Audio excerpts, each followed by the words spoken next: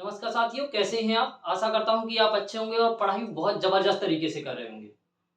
इसी के साथ हम लोग आगे बढ़ते हैं तो अपने अगले टॉपिक की तरफ, जो हम लोग अभी कर रहे थे ना, तो अभी तक हम लोगों ने बेसिक साइंस इंजीनियरिंग के कुछ प्रीवियस ईयर क्वेश्चन कर रहे थे। यानी कुछ क्लासेस कंप्लीट कर ली थी, बाकी जो थोड़ी बहुत क्लासेस रह गई ना, वो भी हम क्वेश्चन कवर करने वाले हैं। यानी जो अभी तक के प्रीवियस ईयर में बेसिक साइंस एंड इंजीनियरिंग के जो क्वेश्चन पूछे गए हैं, हम लोग अब उनको कवर करने वाले हैं। क्लियर साथियों? तो आगे बढ़े। आगे बढ़ने से पहले एक मोटिवेशन कोट, तू हंस, तू मुस्कुरा, बस रोना कम कर दे, अगर जिंदा है तो जा जिंदगी की ना वो रेलवे की नाक में दम कर दे। यहाँ आपको जिंदगी की में नहीं करना है, यहाँ रेलवे की नाक में दम करना है। क्लियर? और ये रेलवे वाला मेरा फेवरेट है। यानी रेलवे की नाक में दम कर दे, यहाँ था जिंदगी की नाक में दम कर दे, लेकिन अपन को कहाँ कर रहा है? रेलवे की नाक में। और इसी के साथ रेलवे की नाक में दम करने के साथ पहला क्वेश्चन क्या है अपना? पहला है, कोणीय माप में एक रेडियन का मान कितने डिग्री लग के बराबर होता है? यानी जो रेडियन की वैल्यू होती है वो डिग्री में लगभग कितने डिग्री के बराबर होती है? तो देखिए, एक रेडियन यानी 1 रेडियन इक्वल कितना होता है? 1 रेडियन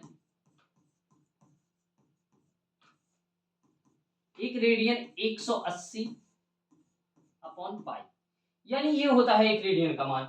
और अगर देखा जाए तो ये आप पाई की वैल्यू जब रखेंगे तो आपका हो जाएगा 1803.14 डिग्री। और जब आप इसको डिवाइड करेंगे तो डिवाइड करने पर लगभग लगभग जो आपकी वैल्यू आएगी वो क्या आ जाएगी? वो आएगी आपकी 57.23। ये आपकी लगभग डिग्री में क्या आ जाएगी? वैल्यू आ जाएगी। तो आपका राइट आंसर क्या हो जाएगा? राइट आंसर हो जाएगा 57.27। यानी 1 रेडियन का जो डिग्री में मान होता है वो कितना होता है? 57.27 होता है। क्लियर साथियों? और ये आपको पहले ही ये बता दिया है कि ये ज्ञात कैसे करते हैं। क्लियर? आगे बढ़े। अगला जो आपका सवाल है वो है, उस सामग्री का चयन करें जिसमें आयतन प्रसार गुणांक निम्न निम्न आयतन प्रसार गुणांक हो। यानी ऐसी सामग्री, जो आपके सामने ये 4 ऑप्शन दिए हैं, आपको ऐसी सामग्री का चयन करना है जिसका प्रसार गुणांक यानी जिसका फैलाव क्या हो? एक्सटेंशन। क्या लिखा है? जो आपका एक्सपेंशन हो वो कम हो, एक्सपेंशन वाला आयतन प्रसार। ये देखना है आपको क्या? Volume expansion. यानी जो प्रसार गुणांक है वो निम्न लो होना चाहिए। क्या होना चाहिए? लो होना चाहिए। तो देखिए, सबसे पहले देख लें, ये तो आपकी ये जो धातु दिख रही है ना, ये तो आपकी द्रव रूप में रहती है, तो ये तो पहले ही नहीं हो सकती। बाकी जो एल्युमिनियम है इसका भी गलनांक कम रहता है, तो ये भी नहीं। और पीतल पीतल का भी आपका कम रहता है। तो जो आपका राइट आंसर हो जाएगा वो राइट आंसर क्या हो जाएगा? आयरन। यानी आयरन का आयतन प्रसार गुणांक है वो निम्न रहता है। यानी लो किसका रहता है? लो आपका होता है आयतन प्रसार गुणांक का। क्लियर साथियों? अगले सवाल की तरफ बढ़े। तो अगला सवाल है आपका, किसी इंजीनियरिंग आरेख में संक्षिप्त रूप एसी का पूर्ण रूप क्या है? यानी जो एसी दिया है ना, इसका पूरा रूप पूछा है। इसका पूरा नाम क्या है? एसी।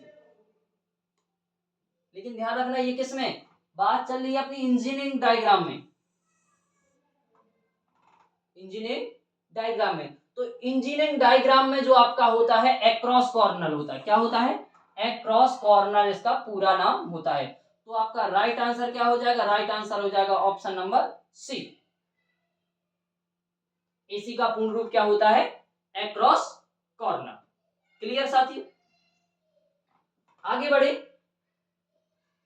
अगला है आपका, कोई पिंड ब्रह्मावस्था से चलना शुरू करता है। कोई पिंड ब्राह्मावस्था से चलना शुरू करता है, इसका विस्थापन के अनुपातिक तब होता है जब इसका त्वरण स्थिर हो। त्वरण यानी जो आपका एक्सीलरेशन है वो क्या होना चाहिए, कांस्टेंट होना चाहिए। तो ये जो आपका हो जाएगा ये किसके समानुपात में रहेगा, किसके में, तो आपका गति का तीसरा नियम है। गति का तीसरा नियम क्या है,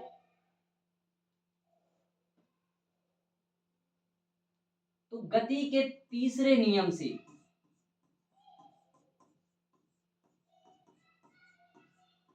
गति के तीसरे नियम से, नियम यानी जो गति का तीसरा नियम यानी फॉर्मूला है, फॉर्मूला, तीसरे फॉर्मूले से,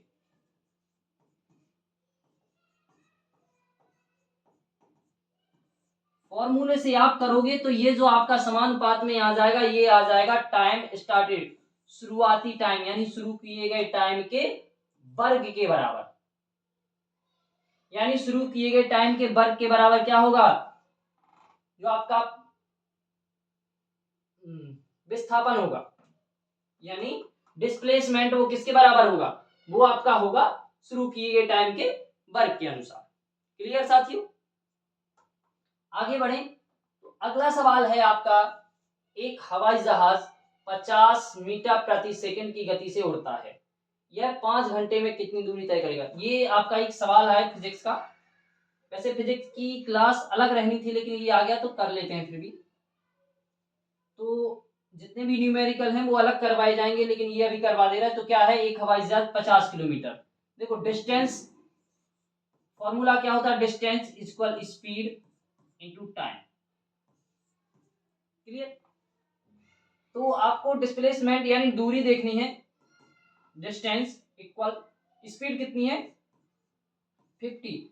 अगर इसको किलोमीटर प्रति घंटे में बदलेंगे ना तो किलोमीटर प्रति घंटे में कितनी है 18/5 और टाइम है आपका 5। तो ये 5 से 5 और डी बराबर कितना आ जाएगा, ये आ जाएगा 900 किलोमीटर, यानी 900 किलोमीटर दूरी तय करेगा आपके कितने में, कितने टाइम में, 5 घंटे में आपकी 900 किलोमीटर दूरी तय करेगा। क्लियर साथी, हो गया। ये कर लीजिए, अगले सवाल की तरफ बढ़े। तो जो अगला सवाल है आपका वो है, किसी सामग्री के मान का जितना अधिक होगा उतनी ही उसकी क्या होगी, उतनी तेजी से यह ऊष्मा को संचालित करेगा। यानी किसी सामग्री यानी किसी पदार्थ की जो ऊष्मीय चालकता होती है, उस ऊष्मीय चालकता का मान जितना अधिक होगा यह उतनी ही ऊष्मा को क्या करेगा, संचालित करेगा। तो संचालित करेगा तो इसका राइट आंसर क्या हो जाएगा, राइट आंसर हो जाएगा अपना थर्मल कंडक्टिविटी। क्या हो जाएगा, thermal conductivity. Right answer option number C. Clear है, अगले सवाल की तरफ बढ़े। तो अगला सवाल है आपका, गिरती हुई वस्तुओं से अपने की सुरक्षा के लिए निर्दिष्ट क्षेत्रों में सेफ्टी बूट पहने जाते। अब बताइए आपको, ये देखो क्वेश्चन में ही आपका क्या छुपा है आंसर। यानी सेफ्टी बूट यानी समझ रहे हैं, सेफ्टी बूट यानी क्या, जूते, शूज। तो शूज आपको कहां पहनने हैं, कहां पहनने हैं, अरे भाई शूज कहां पहने जाते, आंख में पहने जाते क्या, नहीं। सिर में, बिल्कुल नहीं। कान में, कान में भी नहीं। तो कहां पहने जाएंगे, टूज, यानी पैर के पंजे में, पंजे में क्या पहने जाते, सेफ्टी शूज पहने जाते, यानी जिनसे अगर कोई भारी सामान हमारे पांव पर गिरे, पैर पर, तो उसकी सुरक्षा बनी रहे। चलिए अगले सवाल की तरफ बढ़े। तो हमारा अगला सवाल है, क्लास फर्स्ट लीवर का प्रयास दिशा में होता है। देखो हमने आपको लीवर की जो क्लास है, लीवर और लीवर से बनने वाले सवाल, ये दोनों कंप्लीट करवा दिए हैं। तो ये दोनों चीजें क्या हो गई हैं, कंप्लीट हो गई हैं। अगर आपको इसको डिटेल से पढ़ना है ना, तो आप जाके हमारे चैनल पे विजिट करके क्लास को आसानी से देख लें, बहुत जबरदस्त तरीके से समझाया गया उसमें। तो सबसे पहले देखते हैं, ये अगर मान के चलो ये क्या है,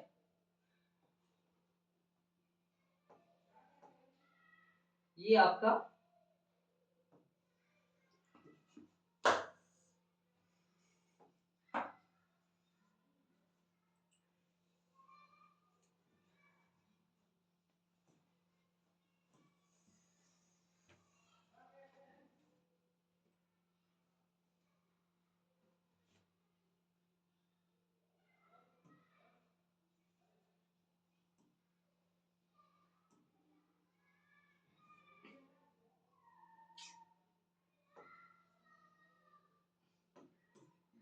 ये आपका लीवर है, मान के चलो ये लीवर है, ये सरल मशीन है। जो सरल मशीन में क्या होगा आपका,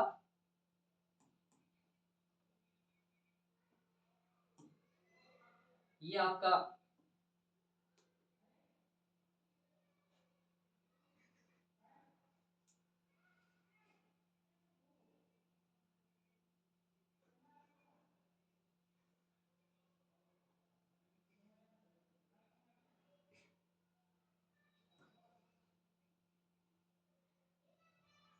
ये आपका फलक्रम हो गया,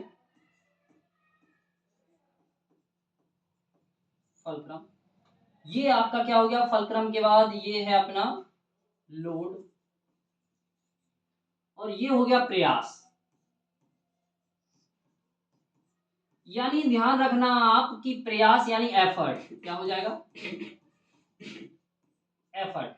तो जो आपका एफर्ट हो जाएगा ना, तो इसकी डायरेक्शन देखिए, डायरेक्शन क्या होगी। तो सबसे पहले डायरेक्शन की बात की जाए, तो जो आपका डायरेक्शन है वो एक ही दिशा में है। कहाँ है, दिशा डायरेक्शन एक ही दिख रही है, यानी लोड को बैलेंस करने के लिए एक ही दिशा में लोड लगाया जा सकता है। दोनों दिशाओं में लोड लगाएंगे तो यहां से भी उतना ही लोड लग जाएगा वहां से, तो फिर ये लोड थोड़ी बैलेंस होगा। ये तो आप एफर्ट को बैलेंस कर रहे हैं, यहां से आने वाला लोड और सॉरी यहां से आने वाला एफर्ट और यहां से आने वाला एफर्ट दोनों बैलेंस हो जाएंगे, और जहां पर ये लोड लगेगा तो ये आपका सर्वो मशीन उसी तरफ मूवमेंट कर जाएगी। क्लियर। तो आपकी जो डायरेक्शन की दिशा होती है वो कितनी क्या होती है, डायरेक्शन की दिशा एक होती है। तो राइट आंसर क्या हो जाएगा, राइट आंसर हो जाएगा जो लीवर क्लास की दिशा, लीवर क्लास है प्रयास की जो दिशा होती है, तो प्रयास की दिशा आपकी हमेशा एक रहती है। कैसी रहती है, एक रहती है। क्लियर साथियों। अगले सवाल की तरफ बढ़े। तो अगला सवाल है, यदि किसी मानक इंजीनियरिंग आरेख सीट की चौड़ाई, देखो हमने आपको बताया था कि जो सीट की लंबाई और चौड़ाई जो हो रही थी ना, लंबाई सॉरी पहले चौड़ाई आती है, पहले ब्रेथ और ये लेंथ, ठीक है, ये दोनों थी, और इन दोनों का जो अनुपात था वो आपका क्या था, पहली जो थी 841 और 1189, ये आपकी साइज थी, यानी ये चौड़ाई थी और ये लंबाई थी। क्लियर। तो जो आपकी चौड़ाई ये हो जाएगी तो लंबाई कितनी रहेगी, 1189। तो आपका राइट आंसर क्या हो जाएगा, राइट आंसर हो जाएगा ऑप्शन नंबर डी, यानी 1189 क्या हो जाएगी उसकी लंबाई, 1189 mm। ये किस में रहेगी, mm में। क्लियर साथियों। आगे बढ़े अगले सवाल की तरफ। यदि कोई पिंड सजातीय नहीं है तो इसका घनत्व इसके की क्रिया है। देखो यानी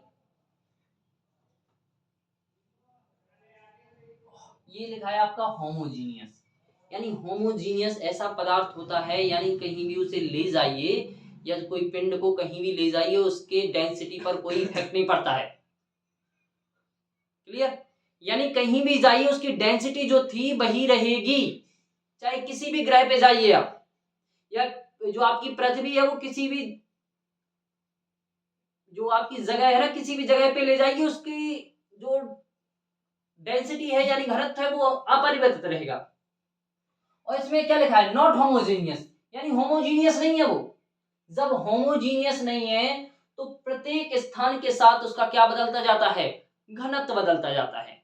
किसके साथ बदलता है, स्थान के साथ। तो यानी जो डिस्प्लेसमेंट के साथ क्या बदलता है, घनत्व बदलता है। तो आपका क्या हो जाएगा, राइट आंसर हो जाएगा ऑप्शन नंबर डी, डिस्प्लेसमेंट यानी स्थान की क्रिया है। फिर क्या हो जाएगा, घनत्व जो स्थान होगा भाई उसका क्या होगा, क्लियर।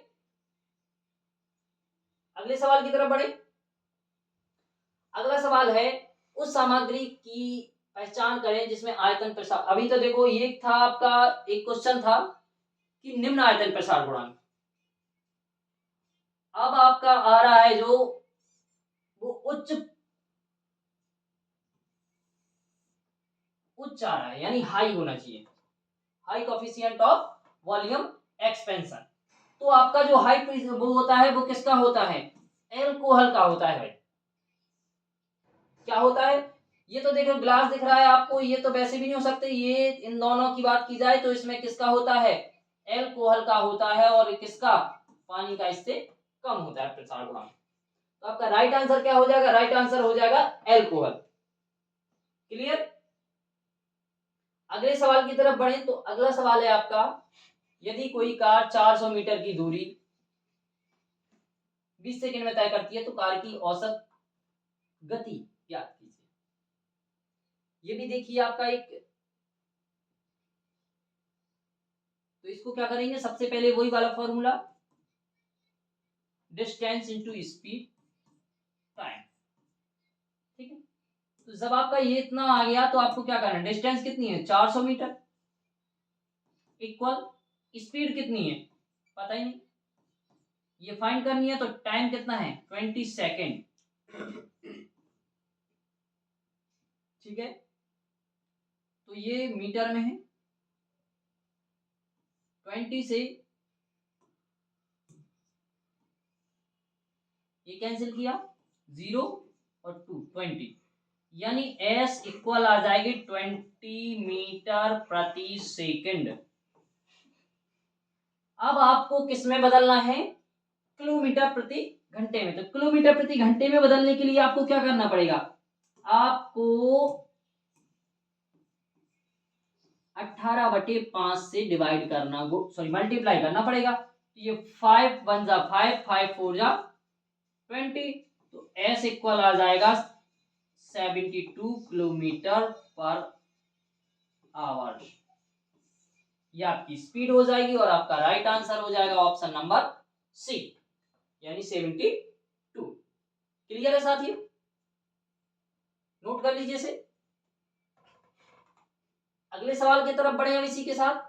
तो जो अगला सवाल है, 86 degree Fahrenheit is equal to which of the following, यानी जो आपका 86 फ़ारेनहाइट वो डिग्री सेल्सियस में कितना है।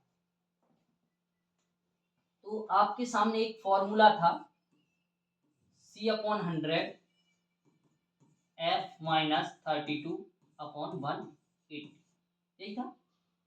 तो इसको हम लोगों ने कैसा किया था, अब इसमें वैल्यू रखेंगे तो वैल्यू सी की तो फाइंड करनी है। तो अगर इसे 0 से 0 और 5 2 से, और ये 9, ठीक है।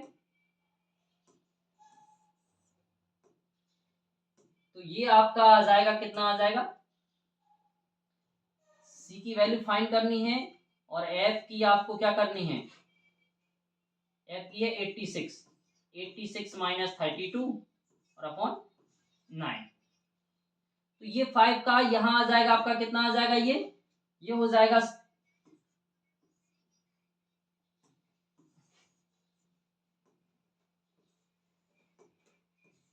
C/5 इक्वल ये 4 और ये 5, क्लियर। इतना आ गया। इसके ये 9 से क्या कर देंगे, मल्टीप्लाई, सॉरी डिवाइड, तो ये 9 से होगा तो इसे डिवाइड कर दें, तो ये 9 6 जा 56 54 और ये 5 का मल्टीप्लाई तो C डिग्री सेल्सियस में आ जाएगा 30 डिग्री। तो आपका राइट आंसर क्या हो जाएगा 30 ऑप्शन है। अरे ये 130 नहीं है 30 है, ये गलत आंसर, ये छप गया। क्या हो जाएगा ये, नहीं ऐसा, ये लो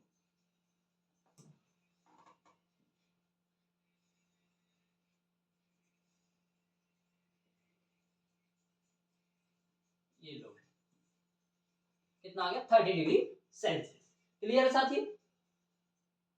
आगे बढ़े अगले सवाल की तरफ। तो अगला सवाल है निम्नलिखित विकल्पों में से किस विकल्प की एसआई यूनिट इकाई नहीं होती है। एसआई इकाई तो देखो, एसआई इकाई तो सबकी है, थोड़ा सा इसमें ये जो किसके कहने का मतलब है कि जो ऐसी यूनिट की जो मूल राशि हो, यानी मूल यूनिट हो, जो व्युत्पन्न मात्रक हो ना, वो व्युत्पन्न नहीं होना चाहिए। यानी इस ऐसी यूनिट जिसको किसी अन्य राशियों द्वारा या अन्य यूनिट्स द्वारा ना बनाया जाए। तो देखो ये विद्युत धारा की भी है, प्रकाश की तीव्रता इसकी भी ये भी मूल राशि है, पदार्थ की मात्रा ये भी क्या है मूल राशि। और ये जो आपकी आवृत्ति है ना, आवृत्ति, तो ये आवृत्ति आपकी ऐसी इसकी जो इकाई है वो व्युत्पन्न इकाई है, यानी इसको दो मात्रकों द्वारा प्रदर्शित किया जाता है। तो दो मात्रकों द्वारा प्रदर्शित किया जाए तो ये आपका क्या हो जाएगा, राइट आंसर हो जाएगा। क्या हो जाएगा ये राइट आंसर हो जाएगा ऑप्शन नंबर ए। क्लियर साथियों, क्या हो जाएगा आपका आवृत्ति। क्लियर, अगले सवाल की तरफ बढ़े। तो अगला सवाल है कि सरल मशीन के वेग का अनुपात मशीन में द्वारा तय दूरी और द्वारा तय दूरी का अनुपात होता है। तो देखो हमेशा इसमें जो पहले आपका आएगा वो आएगा, क्या आएगा, प्रयास यानी एफर्ट। पहले प्रयास आएगा और फिर आएगा भार। क्या आएगा, पहले प्रयास और फिर भार। तो ये प्रयास और भार आपने यहां देखा होगा, जो फॉर्मूला था अपना mechanical advantage upon effort upon load, यही था ना। तो इससे देख लीजिए पहले क्या आएगा, प्रयास आएगा और फिर क्या आएगा, भार आएगा। तो आपका राइट आंसर क्या हो जाएगा, राइट आंसर हो जाएगा अपना ऑप्शन नंबर कौन सा हो जाएगा, एफर्ट, हाँ ये वाला हो जाएगा ऑप्शन नंबर डी, यानी पहले प्रयास और फिर क्या आएगा, भार आएगा। क्लियर साथियों, अगले सवाल की तरफ बढ़े। तो अगला सवाल है आपका, जब भी शोर का स्तर शोर के मानक जोखिम से अधिक हो जाता है तो सुरक्षा पहनी जानी चाहिए। देखो आप समझ रहे कि जैसे ही ये जो शोर है ना, ध्वनि प्रदूषण का संबंध जो प्रभावित करता है वो सीधे हमारे कानों को प्रभावित करता है, यानी कानों को प्रभावित करता है। तो हमें जो भी सेफ्टी चाहिए होगी, सेफ्टी करनी पड़ेगी, वो की कानों की करनी पड़ेगी। तो जो भी सेफ्टी पहनेंगे वो हम कानों में पहनेंगे। तो इसमें भी यही कहा गया है कि देखो सेफ्टी कहां पहननी चाहिए, सिर में, क्या आंखों में या पैर में, ये तीनों जगह नहीं पहनी जानी चाहिए। सेफ्टी कहां पहनेंगे, हमें जिसकी सुरक्षा करनी है, और सुरक्षा किसकी करनी है, हमारे कानों की, ईयर की। तो आपकी जो हियरिंग होती है यानी श्रवण की जो, वो हमें ऐसे शोर से बचाएगी जो हमें क्या है, हानि पहुंचा सकते हैं, हमारे कानों को नुकसान पहुंचा सकते हैं, इसलिए हेयरिंग पहनना चाहिए। क्लियर। अगले सवाल की तरफ बढ़े तो अगला सवाल है आपका, इंजीनियरिंग आरेख में LH निम्नलिखित में से किसके संकेत हैं, यानी LH का फुल फॉर्म पूछा गया है आपसे। तो LH का जो फुल फॉर्म होता है वो होता है लेफ्ट हैंड। क्या होता है, लेफ्ट हैंड। तो राइट आंसर क्या हो जाएगा आपका, ऑप्शन नंबर बी। क्लियर साथियों। अगले सवाल की तरफ बढ़े तो अगला सवाल है आपका, पृथ्वी पर किसी वस्तु का द्रव्यमान x इकाई है, यदि हम उसी वस्तु को चंद्रमा पर ले जाएं तो उसका वजन कितना होगा। अब देखिए, तो बात करते हैं द्रव्यमान की। तो द्रव्यमान देखो, एक दो क्वेश्चन हम लोगों ने पिछली क्लासेस में डिस्कस किए हैं, तो उसमें बताया था कि जो द्रव्यमान है वो हमेशा अपरिवर्तित रहता है। कैसा रहता है, अपरिवर्तित रहता है। क्लियर। यानी द्रव्यमान क्या रहेगा, अपरिवर्तित। जो मास रहेगा ना वो अपरिवर्तित रहेगा। क्या रहेगा, अपरिवर्तित रहेगा। और जो वेट हो जाएगा,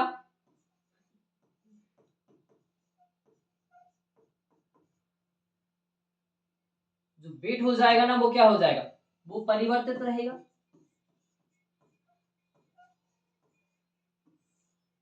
क्लियर। तो सबसे पहले आपको एक चीज बताना चाहेंगे कि कोई भी जो ये है पृथ्वी और ये है अपना चंद्रमा, अगर मान के चलो, वैसे भी जैसे आप देख रहे हैं ना वैसे ही मान लो कि अगर मान के चलो जहां इसका मास यानी जो आपकी द्रव्यमान है वो पृथ्वी पर x है और x ही क्या है, वजन है, इसका वेट है। अरे तो चंद्रमा का आपको पता है कि चंद्रमा पर जो गुरुत्वाकर्षण है वो 1/6 है। किसका, पृथ्वी का। तो पृथ्वी से जो भी वस्तु चंद्रमा पे जाएगी उसका वजन जाहिर सी बात है कि क्या होगा, कम होगा। यानी अगर मान के चलो यहां इसका वजन कितना था, x था, तो यहाँ पे कितना हो जाएगा, x/6, यानी x से क्या होगा, कम होगा।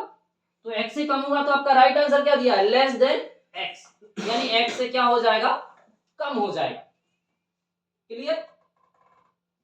वजन पृथ्वी पर से अगर देखो ये, अगर इसमें ये कहा जाता है चंद्रमा से पृथ्वी पर लाएं तो वजन बढ़ता, लेकिन अपन लोग पृथ्वी से चंद्रमा पर ले जा रहे तो उसका वजन घट जाएगा, और वजन घटेगा तो आपका आएगा लेस देन x, यानी x से क्या होगा, कम होगा। क्लियर। अगले सवाल की तरफ बढ़े। अगला सवाल है बैक्टीरिया की खोज करने वाले वैज्ञानिक का नाम। तो जो आपके बैक्टीरिया हैं, बैक्टीरिया की खोज करने वाले वैज्ञानिक हैं अपने एवी ल्यूवेनहॉक। यानी एवी ल्यूवेनहॉक ने क्या की थी, अपने बैक्टीरिया की खोज की थी। क्लियर साथियों। अगले सवाल की तरफ बढ़े तो अगला सवाल है, समुद्र के पानी के स्तर का बढ़ना और घटना मुख्य रूप से घूमती हुई पृथ्वी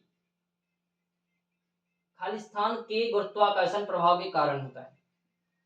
देखो, अगर कोई व्यक्ति है तो उस पर, चलो ठीक है, व्यक्ति ने ये देख लो ये मैग्नेट है, अगर ये आपकी, चलो हम आपको दिखा रहे, ये मैग्नेट है, क्या है ये मैग्नेट है।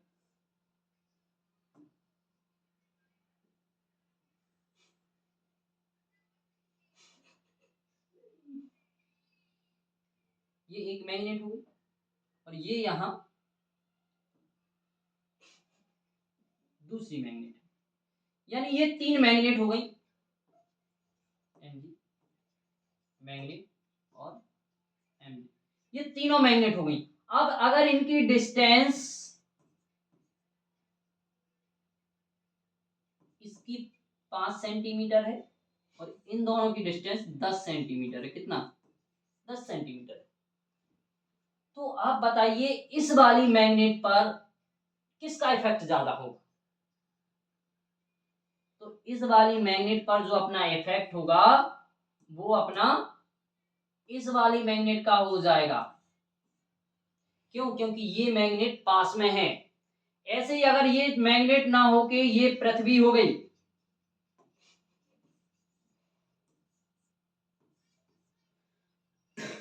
ये क्या हो गई अर्थ,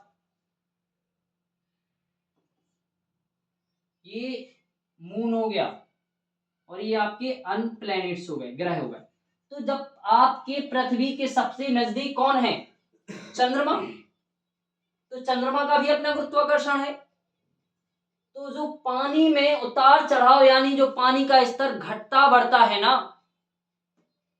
समुद्र में, वो चंद्रमा के गुरुत्वाकर्षण के कारण घटता बढ़ता है। तो अपना राइट आंसर जो हो जाएगा वो क्या हो जाएगा? मून। यानी मून के गुरुत्वाकर्षण प्रभाव के कारण क्या होता है? समुद्र के पानी का स्तर बढ़ता और घटता रहता है। क्लियर? ये कुछ आपके बहुत बेहतरीन सवाल थे जो हम लोगों ने कंप्लीट कर लिए हैं। अब इसी के साथ लगभग जितने भी हम लोगों ने प्रीवियस सवाल किए थे वो कंप्लीट हो गए हैं। तो अगर आप इन्हीं को डिटेल से पढ़ना चाहते हैं तो हमारे चैनल पे जाके विजिट करिए और वहां पे जाके सारी क्लासेस को एक बार अच्छे से देख लीजिए, क्योंकि एक एक टॉपिक को बहुत डिटेल से बहुत अच्छे से समझाया गया है। यानी इस तरीके से समझाया गया है कि ये समझिए कि आपका सिलेक्शन अच्छे तरीके से पढ़ लेंगे तो 100% हो जाएगा, इतनी मैं गारंटी देता हूं। और अगर ये हमारी वाली वीडियो अच्छी लगी हो तो चैनल को सब्सक्राइब कर लें, क्योंकि आने वाली जो अगली वीडियो की नोटिफिकेशन होगी ना वो आप तक पहुंच जाए। जय हिंद साथियों।